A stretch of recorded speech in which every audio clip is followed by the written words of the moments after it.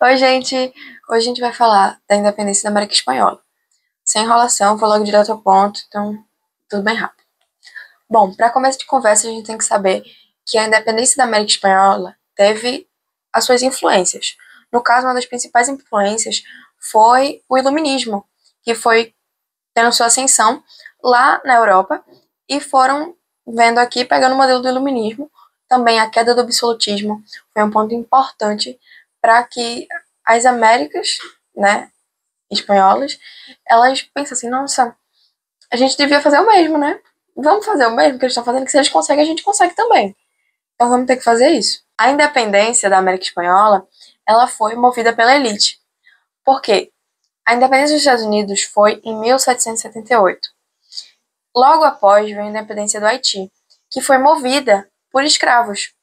Então, os outros países, vendo essa independência do Haiti, que foi em 1804, por escravos, eles não queriam que o povo, que era uma grande quantidade, tomasse conta do poder.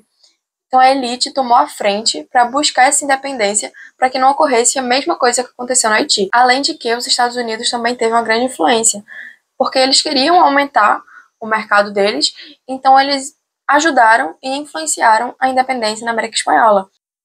Nessa independência da América Espanhola, a gente tem que citar alguns percursores, algumas pessoas importantes que ajudaram nessa independência. Por exemplo, Tupac Amaru, que era um indígena do Peru, e ele lutou pela independência no Peru, cortaram a língua dele foi para fora, ele não podia mais falar porque ele lutava pelas ideias que ele tinha e pelas ideias do povo. Então ele lutava lá, lutava, cortaram a língua dele, mas isso não impediu de ter a independência do Peru. Outros três nomes muito importantes são Simão Bolívar, San Martín e o general Antônio Sucre. O Simão Bolívar estava pela independência da Venezuela e alguns outros países próximos, como Chile, Argentina. Ele ajudava em algumas dessas independências. Ele foi o que criou a ideia do pan-americanismo. Como o nome já diz, pan, são vários, unificação, enfim.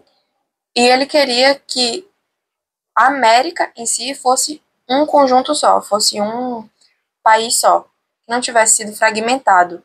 E essa ideia estava muito forte, porque alguns países, melhor, alguns estados na época, né, que hoje a gente chama de estado, mas antes não eram, mas alguns estados eles queriam ter essa política, como Pernambuco, Paraíba, Ceará. Então, foi ganhando uma grande visão essa ideia desse pan-americanismo, ou também chamado de bolivarianismo. Porém, essa ideia foi quebrada pelo caudalismo, que era a força dos militares.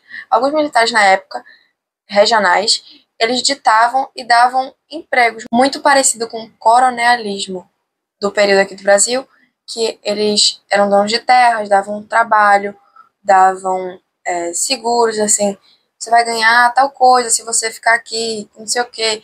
Então, esse caudilismo, ele teve influência de não poder ter a concretização do pan-americanismo, que era a ideia de Simão Bolívar. Já São Martín lutava pela independência da Argentina e do Chile, que também foi ajudar, né, Simão Bolívar, eles todos se ajudavam. E o general Antônio Sucre era um amigo muito próximo de Simão Bolívar, que lutava pela independência da Bolívia e da Colômbia. Um importante ponto é saber que nessa época a elite era chamada de crioula. Então, pode ser que em algumas questões que a elite crioula da América Espanhola, que era como eram chamadas as elites naquela época, era crioulos, basicamente. Gente, é isso. É resumir o maior que eu podia, né, o máximo que eu pude.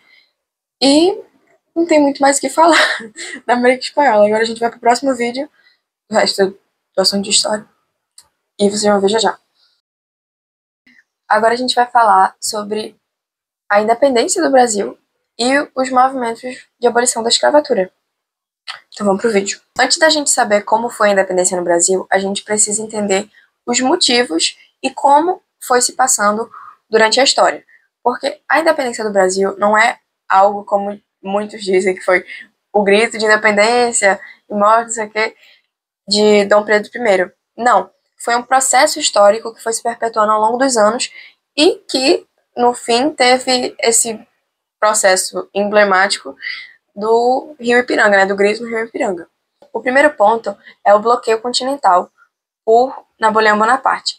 Nesse bloqueio continental, ele dizia que Portugal não poderia ter comércio com outros países, a não ser a França, ou aliados assim. Então, já começou um negócio daí. Quando Napoleão Bonaparte veio para Portugal e invadiu, a família portuguesa, a família real portuguesa, teve que fugir, né? Porque ele estava vindo invadir, eles não queriam ser pegos, eles fugiram. No que eles fugiram, eles vieram para a colônia, no caso o Brasil, e foi aí onde começou o processo de independência. Como assim, Alice? Quando a família real portuguesa veio aqui para o Brasil, eles trouxeram junto consigo muitas coisas, né? Muitos benefícios para o Brasil, querendo ou não. A começar pela abertura dos portos. Antes, o Brasil só podia comercializar com Portugal. E agora, com a chegada da família real portuguesa, eles poderiam comercializar com outros países aliados. Ou seja, uma visão que eles tinham antes contida, né? Algo que eles não conseguiam fazer antes, eles conseguiram agora. Então abriu assim os olhos de muita gente. Nossa, agora a gente tá, né, abrindo as coisas mesmo, abrindo tudo. E com essa chegada da família real portuguesa, teve também a urbanização do Rio de Janeiro, que foi se tornando a capital do Brasil. Então eles foram construindo a Casa da Moeda, o Banco do Brasil, o Jardim Botânico, tudo isso que foi aumentando assim a visão que o Brasil tinha, que antes era meio que uma capital, mas era bem, né, antigo, bem retrógrado. Então eles foram avançando, o que deu a eles um sentimento de, nossa, a gente consegue avançar as coisas, não precisa mais ficar naquele modelo antigo de colônia. Então, em 1815, teve a elevação do Brasil a Reino Unido de Portugal, ou seja, Portugal que estava aqui em cima e o Brasil aqui embaixo, agora eles estavam assim, ó, igualados, né? E quem disse que a elite portuguesa gostou disso? Não gostaram. Eles fizeram de tudo para que o Brasil voltasse a ser colônia. Um dos primeiros fatos que eles fizeram foi obrigar Dom João VI a voltar para Portugal, já que em 1815 Napoleão Bonaparte já tinha perdido seu poder. Então eles já podiam voltar para Portugal, não tinha mais motivos para eles ficarem lá. Mas como a vida lá era cômoda no Brasil, eles não queriam voltar. Mas a elite portuguesa foi lá, fez uma revolução e falou: ou você volta, ou a gente não considera você mais como rei. Só que se você voltar, você vai voltar com menos poder do que tinha antes. Porque eles pegaram um modelo de outros países naquela época que tinham, assim, um rei, mas não com tanta influência. Era mais para ter a figura do rei, como na Inglaterra. A revolução que a elite portuguesa fez ficou conhecida como Revolução Liberal do Porto, que foi mais ou menos em 1820. Com a saída de Dom João VI, ele deixa no poder o seu filho, né, Dom Pedro I. Só que a elite portuguesa não queria mais que o Brasil continuasse do jeito que estava. Então eles começaram a implantar leis, implantar medidas que tirassem o poder do Brasil, que ele tinha ganhado, né, após ter virado a estadia da família real portuguesa. Então eles foram tentando diminuir esses poderes que eles tinham ganhado, como uma forma de recolonizar o Brasil. Porém, o Dom Pedro I, que já tinha sido criado praticamente a vida inteira dele aqui, ele sofria muita pressão dos brasileiros que não queriam voltar a essa época de recolonização. Então eles reivindicavam muitas coisas a ele, falavam que não queriam, obrigavam ele a não deixar. E ele também tinha esse sentimento de não querer se tornar uma colônia. Então ele não aceitava o que Portugal impunha sobre o Brasil. Ele tinha muitos desafios contra Portugal, por isso que dizem que, né, ele decretou a independência do Brasil. Ele ajudou a independência do Brasil, movido pelos interesses do povo. Aí que então, dia 7 de setembro de 1822, teve aquela situação lá do Rio Ipiranga, onde foi decretada a independência do Brasil. Porém, os Estados Unidos e a coroa portuguesa só foram aceitar a independência do Brasil 2 anos depois, em 1824, quando aí começou realmente a tratarem o Brasil como um país independente, né, que não era mais colônia de Portugal. Agora, uma coisa muito importante saber é que, diferente dos outros países da América Latina que tiveram independência e se tornaram países republicanos, né, que tinham uma república, o Brasil optou pela monarquia, continuando com Dom Pedro I. E por que que eles optaram por essa monarquia? Nessa época, eles achavam que com a monarquia, eles iriam conseguir a unificação do país, porque outros países da América Latina, que eram antes grandes, foram se fragmentando, em Venezuela, Argentina, Bolívia.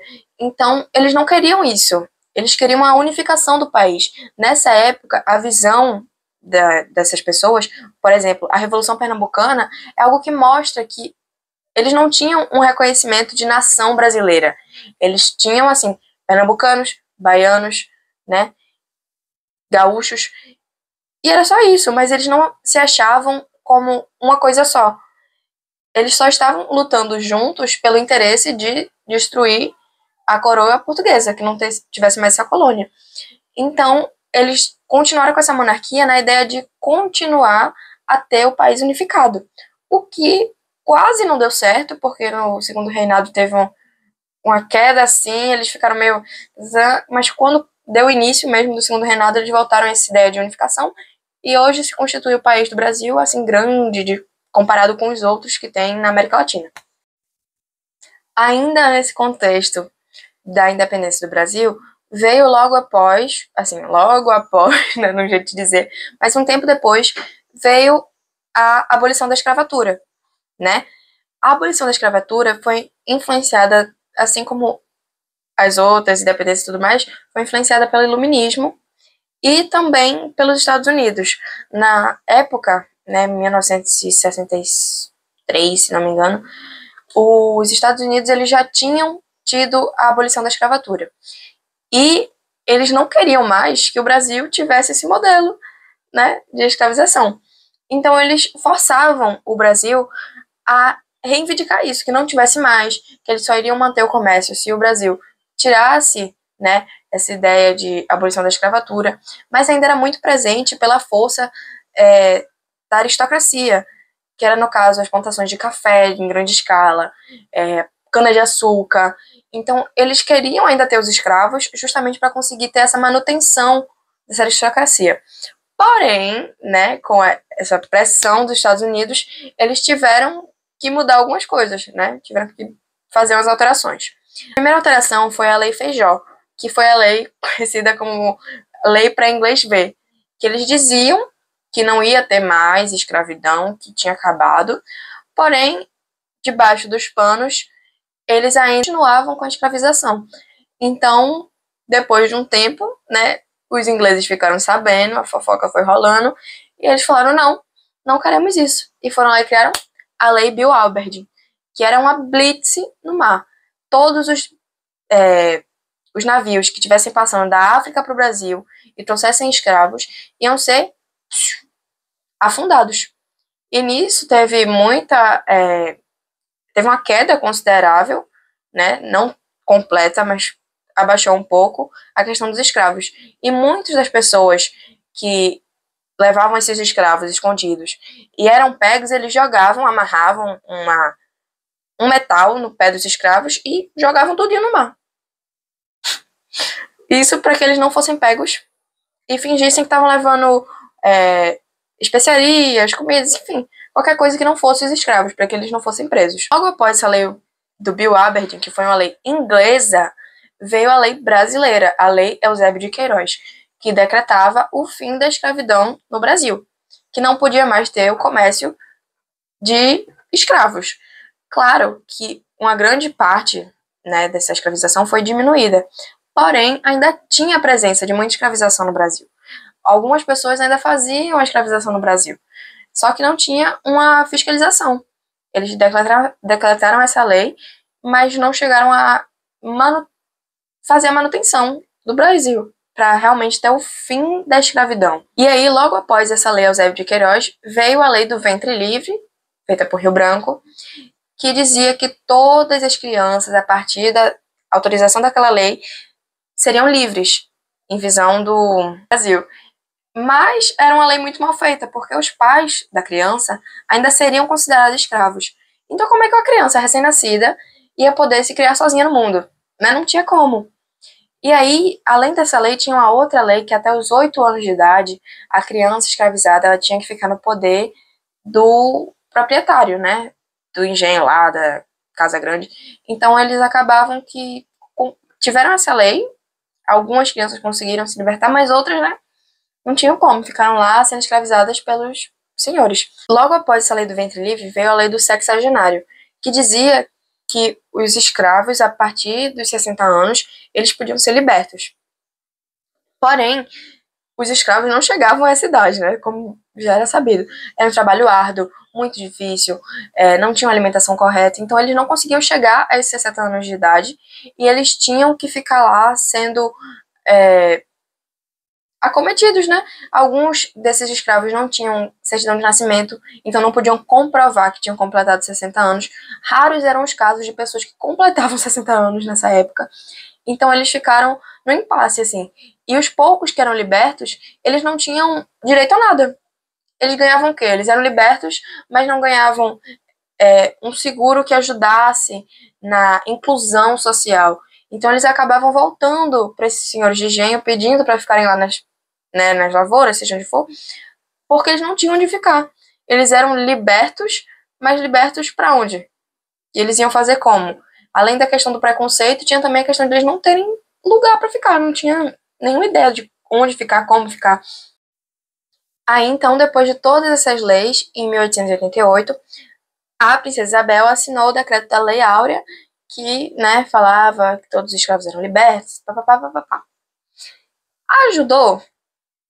Mais ou menos, né? Porque nem todos os escravos conseguiam ter uma inclusão, nem todos os escravos tinham trabalho, tinha a questão do preconceito. Então, né, é aquela mesma ideia da última lei. Foram libertos para quê? Se não tinham ajuda, se não tinham inclusão, eles não iam para a escola. Foi aí que se formaram os quilombos, né, os chamados quilombos, que foi onde ficaram os ex-escravos. Uma das grandes imagens assim que ajudou nesse processo de abolição da escravatura foi Joaquim Nabuco, que era um senhor da elite e que ajudava os escravos a ganharem a sua lei, a euforia, né, que era a libertação por dinheiro. Então eles acomodavam escravos, eles ajudavam a pagar e ele e a esposa, né? Por isso que eu digo eles, ele e a esposa. Por isso que foi assim crucial. Então, gente, foi basicamente isso. Espero que vocês tenham gostado. Curte, comenta, deixa o like, compartilha. Um beijo e até o próximo vídeo.